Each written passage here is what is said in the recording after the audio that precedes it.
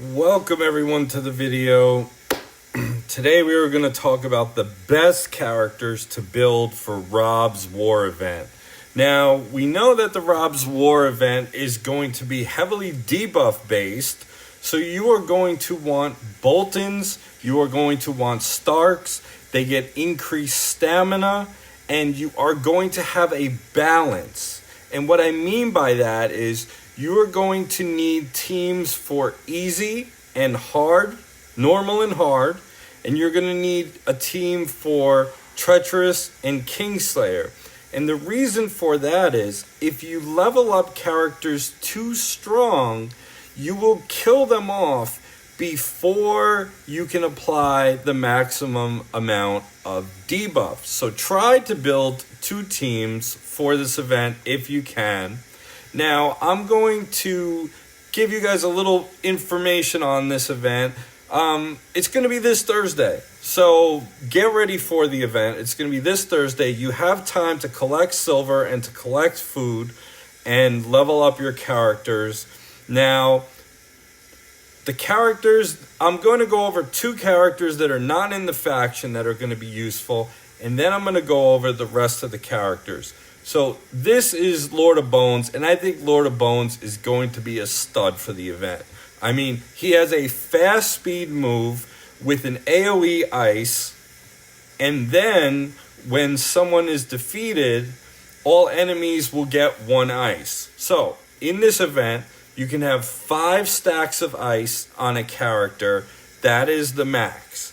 Now, Bleed, on the other hand, you could have a max of 3 stacks, but every 3 turns, it goes away, so you can reapply. So the goal and strategy here is to do a mix of Bleed and Ice characters.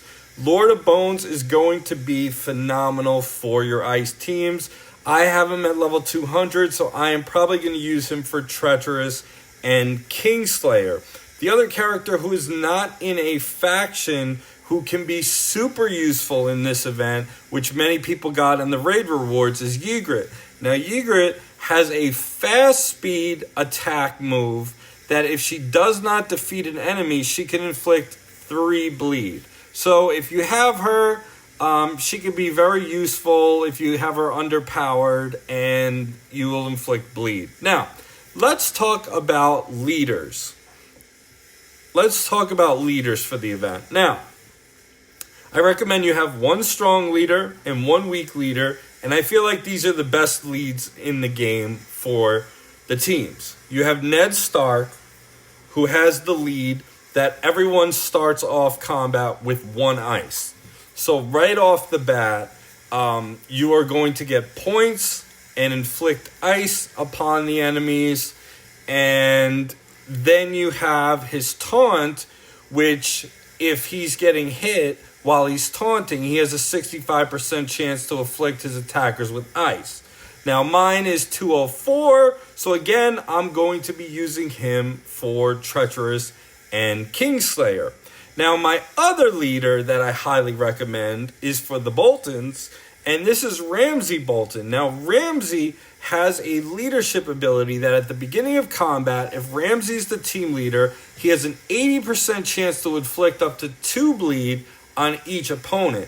Now, Ned does not go into the next wave inflicting ice again, but we don't know about Ramsay. If Ramsay can inflict 2 bleed on every wave, he's going to be super important. He also has his AoE, which does a lot of damage, and if you get him to 6-star, he's going to apply 2 bleed, a big chance to apply 2 bleed to the enemies. So a lot of points on the board for Ramsay Bolton. Mine is level 50, so I am going to take him into normal and hard. So now we have the rest of the characters in the factions.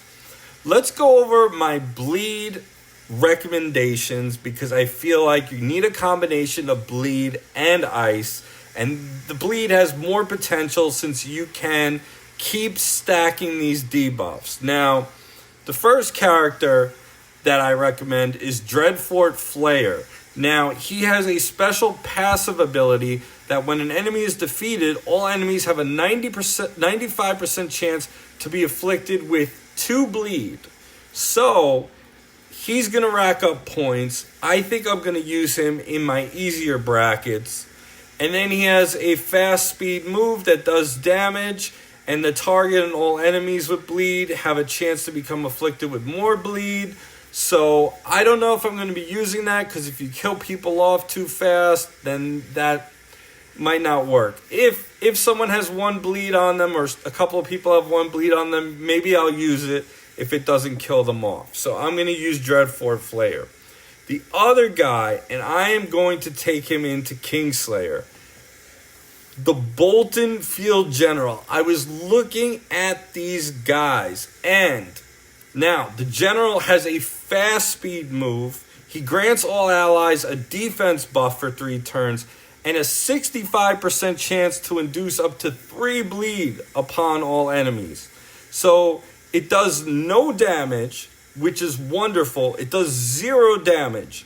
It just inflicts bleed, so you don't have to worry about killing people off fast, and it's going to get you a lot of points. He is a common, so he'll probably have to be leveled higher. And then he also has the skill, when a bleeding enemy uses their skill, he's going to destroy 4 gems. So that'll create more stamina for you.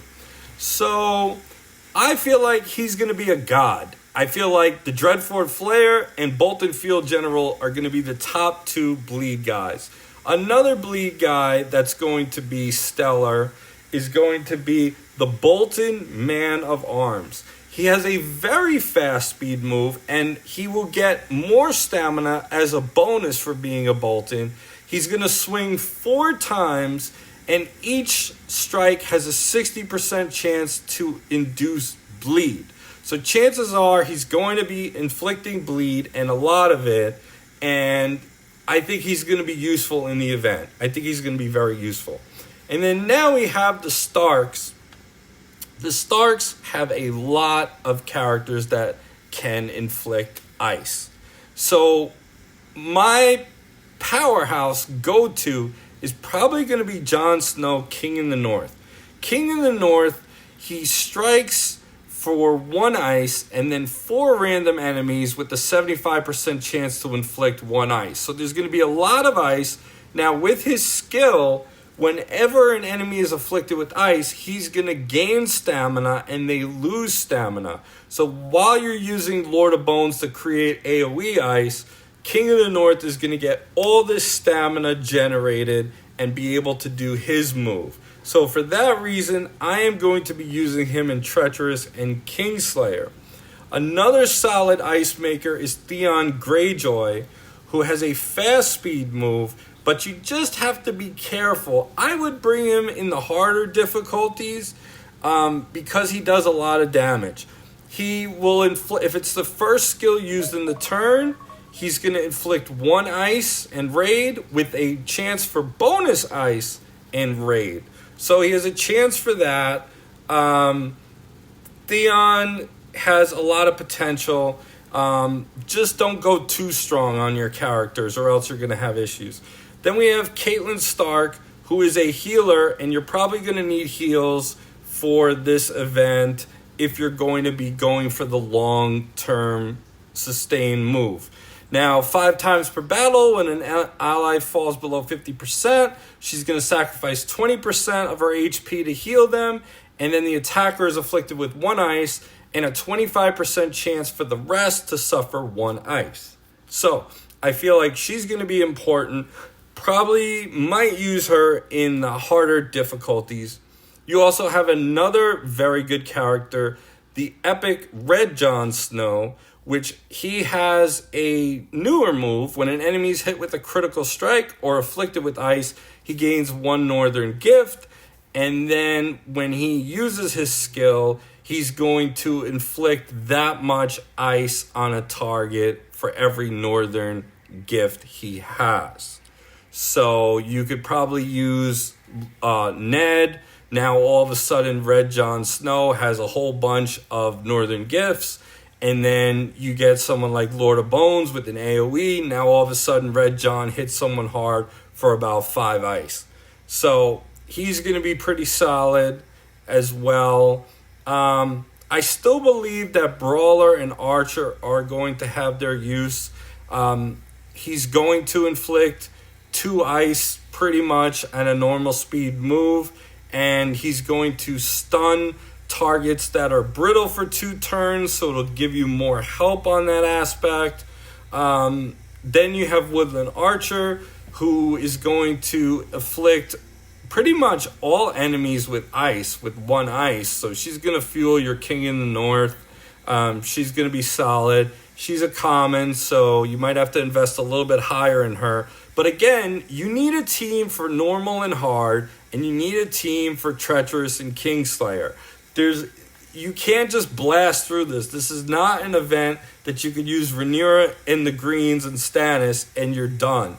You need to inflict a lot of debuffs. That is going to be the maximum score on this event. Another character that I highly recommend, and he is in the summoning pool for the Robb's War event, is Jory Cassell. Now, Jory has a fast speed move, 80% chance to inflict ice. He's going to be great with King in the North, getting the stamina boost for him and more ice. And then he has a great passive when an enemy becomes brittle. Jory grants all allied Starks 10 to 15% stamina. That is huge in a turn-based game with gems and stamina. So he is going to be good. I think I am going to use him in normal and hard. I'm going to use Lord of Bones in Treacherous and Kingslayer. So I think I'm going to level up Jory a little bit to get that Stark in there as well. Fast speed move, which makes a big difference.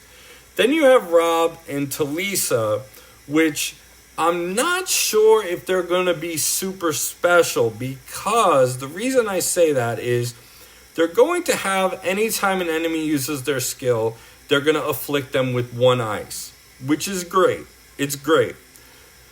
But I don't know if they're going to have enemies that use their skill or they're going to do straight up attacks to you. If they do straight up attacks to you, it's technically not a special move, so they won't be afflicted with ice. But if they do have characters that can use special moves, then they will be handy for the team. You just have to be careful because Robb Stark does hit very hard and he will kill things very quickly. Talisa does not have damage on her kit. She allows taunt to happen, so she might have a very good combination with someone like Ned. Give him the taunt, inflict more ice. Then she heals a target ally for 15% max HP right there. And then she also has that ability for ice being done on a skill being used. And then when someone's brittle, she's going to heal the leader for their max H 5% to 10% of their max HP. So a solid character. Talisa, I think, is going to be more useful than Robb. But it all depends on if these characters are using special skills or not. If they're not using special skills, it's not going to trigger. Also, bleed will not trigger. So these are my recommendations for characters to use. There are other characters in the faction. There's like Sansa is great, but we don't know if you're going to be getting a lot of debuffs in this event. If you're going to be getting a lot of debuffs in this event on your characters, then she's going to inflict them with 1 ice. So if they do an AoE debuff, they might get hit with 5 ice. So it might be a great maneuver right there. But we have to see the event. The rest of the characters I mentioned, I know for sure are going to help you out. Comment below and let me know what you think. I think these are going to be the keys to your success in Robb's War. And I will talk to you guys in the next video. Take care.